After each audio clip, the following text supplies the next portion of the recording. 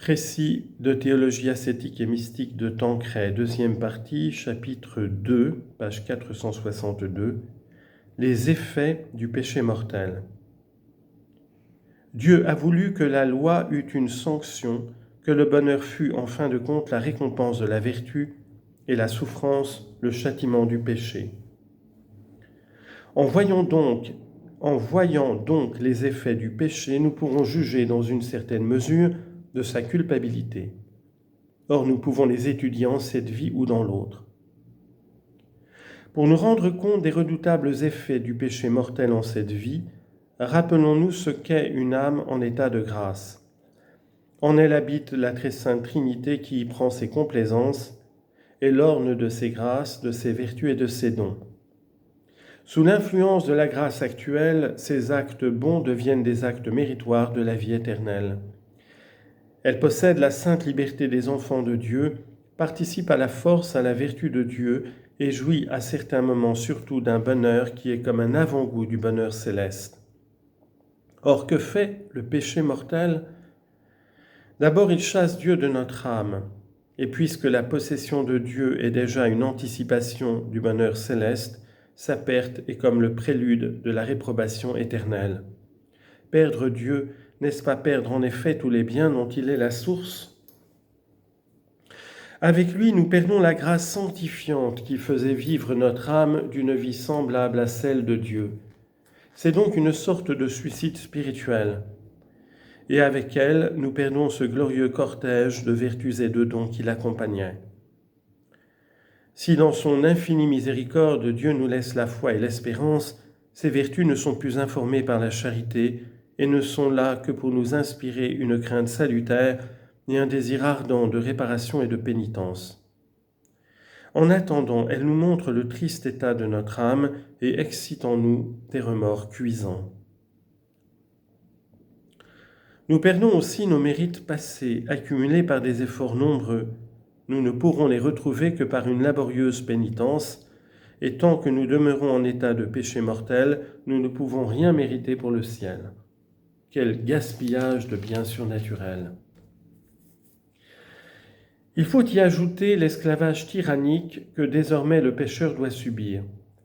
Au lieu de cette liberté dont il jouissait, le voilà devenu l'esclave du péché, des passions mauvaises qui se trouvent déchaînées par la perte de la grâce, des habitudes qui ne tardent pas à se former avec les rechutes si difficiles à éviter. Quiconque fait le péché est esclave du péché. Jean chapitre 8, verset 34.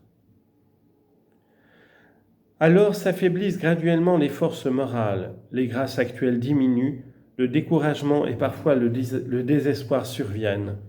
C'en est fait de cette pauvre âme si Dieu, par un excès de miséricorde, ne vient par sa grâce la retirer du fond de l'abîme. Si malheureusement le pécheur s'obstine jusqu'au bout dans la résistance à la grâce, c'est l'enfer avec toutes ses horreurs. La peine du damne, d'abord, peine justement méritée.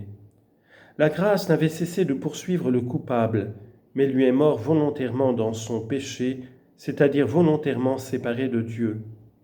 Et comme ses dispositions ne peuvent plus changer, il demeurera pendant toute l'éternité séparé de Dieu. Tant qu'il vivait sur terre, absorbé par ses affaires et ses plaisirs, il n'avait pas le temps de s'arrêter à l'horreur de sa situation. Mais maintenant qu'il n'y a plus pour lui ni affaire ni plaisir, il se trouve constamment en face de l'épouvantable réalité. Par le fond même de sa nature, par les aspirations de son esprit et de son cœur, de son être tout entier, il se sent irrésistiblement attiré vers celui qui est son premier principe et sa fin dernière, la source unique de sa perfection et de son bonheur, vers ce Père si aimable et si aimant qu'il avait adopté pour enfant, vers ce Rédempteur qu'il avait aimé jusqu'à mourir pour lui sur la croix. Et d'un autre côté, il se sent impitoyablement repoussé par une force insurmontable, et cette force n'est autre que son péché. La mort l'a figé, l'a immobilisé dans ses dispositions, et parce qu'au moment même de la mort, il a rejeté Dieu éternellement, il sera séparé de lui. Plus de bonheur, plus de perfection. Il demeure attaché à son péché et par lui à tout ce qu'il y a d'ignoble et de dégradant. Dicedite a me maledicti. Éloignez-vous de moi, vous les méchants. À cette peine du dam, de beaucoup la plus terrible, vient s'ajouter la peine du sens. Le corps ayant été le complice de l'âme participera à son supplice. Déjà, le désespoir éternel qui torture l'âme du réprouvé produit en son corps une fièvre intense, une soif inextinguible que rien ne peut désaltérer.